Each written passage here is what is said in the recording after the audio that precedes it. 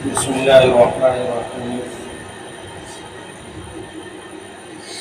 الحمد لله رب العالمين، والصلاة والسلام على سيد الأنبياء والمرسلين وعلى آله وأصحابه وأزواجه وذرياته وأهل بيته أجمعين، أما بعد، فأعوذ بالله من الشيطان الرجيم. بسم الله الرحمن الرحيم. وَلَقَدْ يَسَّرْنَا الْقُرْآنَ لِلذِّكْرِ فَهَلْ مِن مُّدَّكِرٍ. صدق الله العظيم. وقال رسول الله صلى الله عليه وسلم: خيركم من تعلم القرآن وعلمه، أو كما قال صلی اللہ علیہ وسلم. میرے محترم بزرگوں، اللہ پاک نے جو انتہا کرم اور احسان فرمایا، اس نے ہمیں اور آپ کو نماز جیسی اہم عبادت جماعت کے ساتھ ادا کرنے کی توفیق عطا فرمائی، جو ادائے کامل ہے. جماعت کے ساتھ نماز پڑھنا یہ ادائے کامل ہے، اور تنہا نماز پڑھنا ادا تو ہے لیکن ادائے ناقص ہے. تو اللہ تعالیٰ نے ہمیں اپنی توفیق سے مغرب کی نماز جماعت کے ساتھ پڑھنے کی توفیق عطا فرمائی. پھر تھوڑی دیر دین کی نسبت پر بیٹھنے اور فکر کرنے، بات کہنے اور سننے کی توفیق عطا فرمائی. یہ اللہ کا گھر، یہ مسجدیں اللہ کا گھر، اور مسجدوں کو آباد وہی لوگ کرتے ہیں جو اللہ پر اور یوم آخرت پر ایمان رکھتے ہیں، جس کا اس بات پر یقین ہے اور ایمان ہے اور یہ عقیدہ ہے کہ اس دنیا کے بعد ایک دوسری دنیا آنے والی ہے جسے عالم آخرت کہا جاتا ہے. اس عالم آخرت پر ایمان رکھتے ہیں. ان کا عقیدہ آواگمن کا نہیں کہ دنیا کے اندر جیسے اعمال کرے گا دوبارہ ویسے ہی اس کو جنم ملے گا، بلکہ وہ اس بات پر یقین رکھتے ہیں کہ اس دنیا سے جانے کے بعد ہمیں اپنے رب کے سامنے حاضر ہونا ہے اور اپنے ایک ایک عمل کا حساب دینا ہے. دنیا کی زندگی تو فانی ہے، ختم ہونے والی ہے. آخرت کی زندگی یہ باقی ہے، ہمیشہ ہمیشہ رہنے والی ہے. ان کا اس بات پر اعتقاد اور ایمان ہے. وہ لوگ مسجدوں کو آباد کرتے ہیں. انما یعمر مساجد اللہ من آمن باللہ والیوم الآخر. مسجدوں کو وہی لوگ آباد کرتے ہیں جو اللہ پر ایمان رکھتے ہیں اور یوم آخرت پر ایمان رکھتے ہیں. ما کان للمشرکین ان یعمروا مساجد اللہ. مشرکین کا کام نہیں ہے کہ وہ مسجدوں کو آباد کریں. جو اللہ پر ایمان ہی نہیں رکھتے اور شرک جیسے عظیم گناہ کے اندر مبتلا ہے، ان کا کام نہیں ہے مسجدوں کو آباد کرنا. مسجدوں کو آباد کرنا ایمان والے کا کام ہے. چنانچہ حدیث پاک کے اندر آتا ہے کہ تم جس شخص کو مسجد آتا جاتا دیکھو اس کے ایماندار ہونے کی گواہی، یعنی اس کے دل کے اندر اللہ پر ایمان ہے، اللہ کی ذات پر ایمان ہے، اللہ کی صفات پر ایمان ہے اور یوم آخرت پر ایمان ہے. تو ایمان والے مسجدوں کو آباد کرتے ہیں. دنیا کے اندر جتنی جگہیں ہیں ان میں سب سے بہتر جگہ مسجدیں ہیں اور سب سے بری جگہ بازار ہے. اللہ کے رسول صلی اللہ علیہ وسلم نے فرمایا: احب البلاد الی اللہ مساجدها. اللہ کے نزدیک سب سے بہتر جگہ مسجدیں ہیں. خیر البقاع فی الارض مساجدها. کہ روئے زمین پر سب سے بہتر جگہ یہ مسجدیں ہیں. وشر البقاع فی الارض اسواقها. اور سب سے بدتر جگہ روئے زمین پر اگر کوئی ہے تو وہ بازار. آج ہمارا حال الٹا ہے. ہمارے پاس بازار میں بیٹھنے کے لیے گھنٹوں وقت ہے، گپ شپ کرنے کے لیے، واہی تباہی بکنے کے لیے اور ادھر کی ادھر کرنے کے لیے، بازار میں بیٹھنے کے لیے ہمارے پاس گھنٹوں وقت ہے. لیکن مسجد جو دنیا کی سب سے بہترین جگہیں ہیں، جہاں بیٹھنے والا صاحب ایمان ہے اور اس کے ایماندار ہونے کی گواہی دی جا رہی ہے، مسجد میں بیٹھنے کے لیے ہمارے پاس وقت نہیں۔ اللہ تعالی ہم سب کو توفیق عطا فرمائے مسجدوں کو آباد کرنے کی۔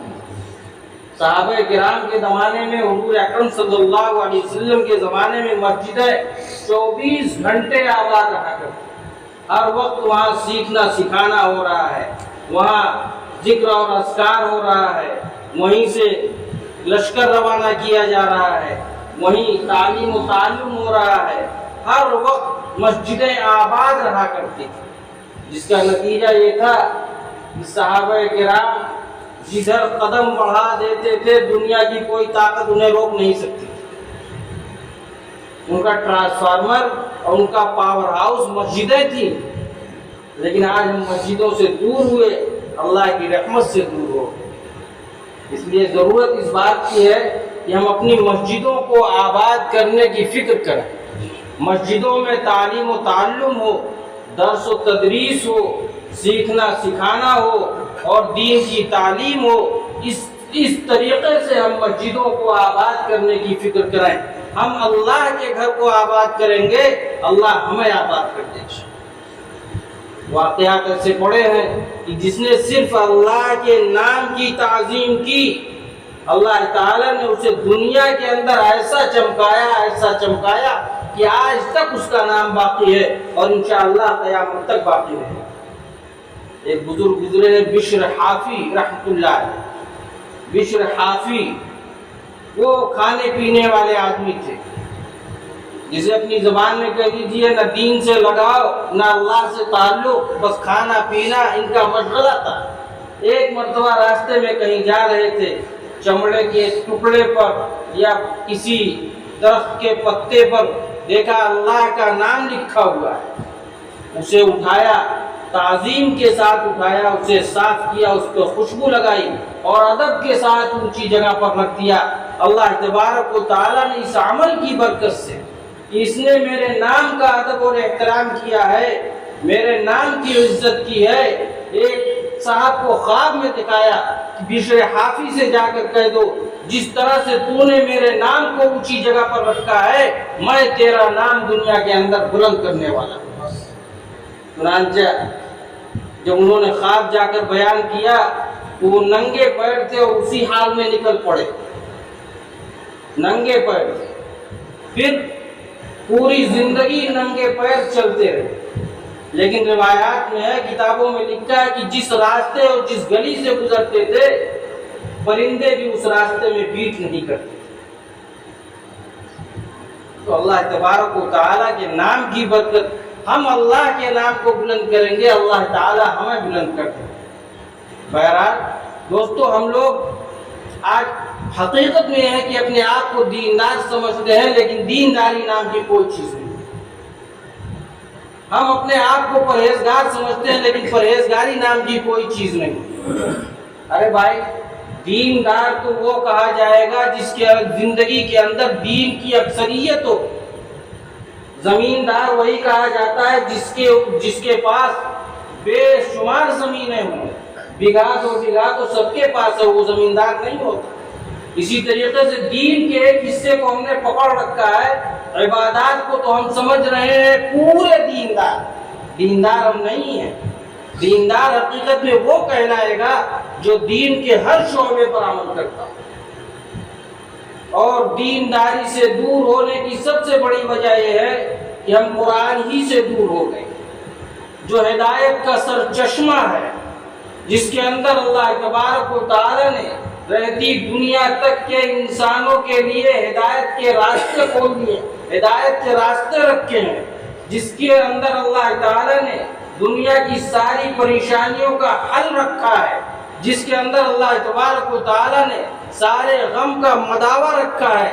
آج ہم اسی کتاب سے دور ہو گئے ہیں، نہ اس کی تلاوت کی فکر، نہ اس کو پڑھنے پڑھانے کی فکر، نہ اسے سمجھنے کی فکر، نہ اس کا معنی اور مطلب سمجھنے کی فکر۔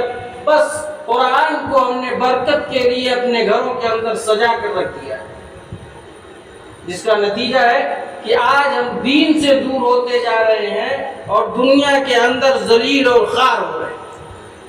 وہ معزز تھے زمانے میں مسلمان ہو کر، وہ معزز تھے زمانے میں مسلمان ہو کر، اور ہم خوار ہوئے ہیں تارک قرآن ہو کر۔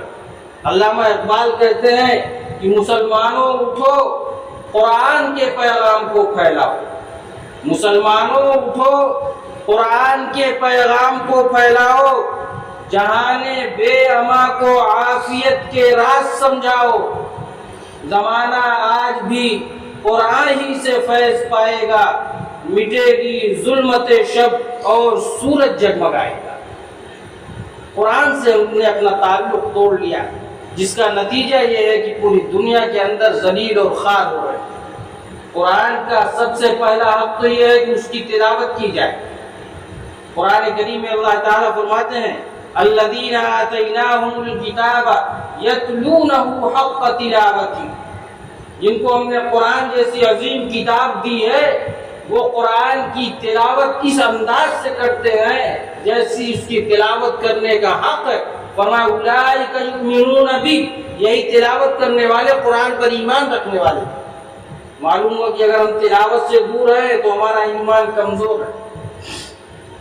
اللہ کے رسول صلی اللہ علیہ وسلم کو اللہ تعالیٰ نے دنیا کے اندر مبعوث فرمایا هو الذی بعث فی الامیین رسولا منہم یتلو علیہم آیاتی۔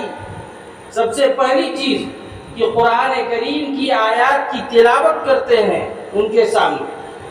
تلاوت سے ہم دور، ہمارا معمول ہی نہیں، ہم نماز پڑھ لیتے ہیں، کچھ ذکر و اذکار کر لیتے ہیں، لیکن قرآن کے ایک آدھ صفحے کی تلاوت ہم سے ہو جائے ہمارا معمول نہیں ہے۔ ہاں رمضان میں اگر اللہ نے توفیق دی تو ہم ایک آدھ صفحے ایک آدھ پارے روزانہ تلاوت کرتے ہیں، باقی سال بھر قرآن کو چھونے کی نوبت نہیں آتی۔ تو بتائیے اللہ تعالیٰ کی رحمت ہماری طرف کیسے متوجہ ہو جب ہم اللہ کے کلام ہی سے دور ہیں اور اللہ کی کتاب ہی سے دور ہیں، اور ہمارے اندر ہدایت کہاں سے آئے گی جب ہدایت کے سر چشمے کو ہم نے جزدان کے اندر لپیٹ کر طاق پر سجا دیا۔ ماجد دیوبندی کہتے ہیں کہ ہر لفظ کو سینے میں بسا لو تو بنے بات، طاقوں میں سجانے کو یہ قرآن نہیں ہے۔ اور خود قرآن کہتا ہے کہ میں تیری روح تیرے جسم تیری جان میں ہوں، میں تیری روح تیرے جسم تیری جان میں ہوں، فائدہ کیا جو رکھا ہوا جزدان میں۔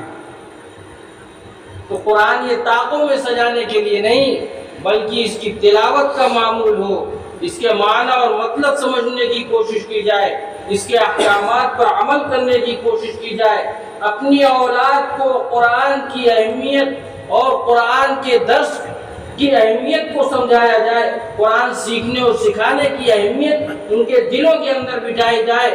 آج حال یہ ہے کہ ہم اپنے بچوں کو ایسے اسکولوں میں، ایسے کالجوں میں ڈال دیتے ہیں جہاں قرآن نہیں بلکہ گیتا پڑھائی جاتی ہے، قرآن نہیں بلکہ بائبل کی تعلیم دی جاتی ہے، جہاں انہیں کتا بلی پڑھایا جاتا ہے لیکن اللہ اور اللہ کے رسول صلی اللہ علیہ وسلم کا کوئی تذکرہ نہیں ہوتا۔ تو جب شروع سے بنیاد ہی سے انہیں نہ اللہ بتایا گیا نہ رسول بتایا گیا بلکہ بتایا گیا تو کتا اور بلی بتایا گیا، تو پھر ان کے دلوں میں ایمان کہاں سے راسخ ہوگا، قرآن کہاں سے آئے گا؟ بہت احسان کرتے ہیں تو ایک مولوی صاحب یا حافظ جی کو بلا کر ٹیوشن پڑھا دیا، اور جس دن بچے کا قرآن مکمل ہوا تو ہم نے سمجھ لیا کہ یہ پورا دیندار بن گیا، اور اسی دن کے بعد شیرینی تقسیم کرنے کے بعد پھر بچے کو نہ کبھی ٹوکا نہ کبھی کہا کہ قرآن پڑھا کرو، اسی دن اس نے بند کیا تو پھر اسے کھولنے کی نوبت نہیں آئی۔ تو قرآن سے تعلق کہاں مضبوط ہو؟ اس لیے قرآن کی طرف ہمیں اور آپ کو توجہ دینے کی ضرورت ہے۔ یہ اللہ کی کتاب ہے، اور ایسی کتاب ہے کہ ایسی کتاب رہتی دنیا تک نہ آئی ہے نہ آئے گی۔ یہ اللہ کے ذات سے نکلا ہوا کلام ہے۔ اللہ تبارک و تعالی نے اسے حضرت محمد رسول اللہ صلی اللہ علیہ وسلم پر جبرائیل امین کے ذریعے سے نازل فرمایا، اور رہتی دنیا کے انسانوں کے لیے، رہتی دنیا تک کے انسانوں کے لیے اس کے اندر ہدایت کو پوشیدہ رکھ دیا۔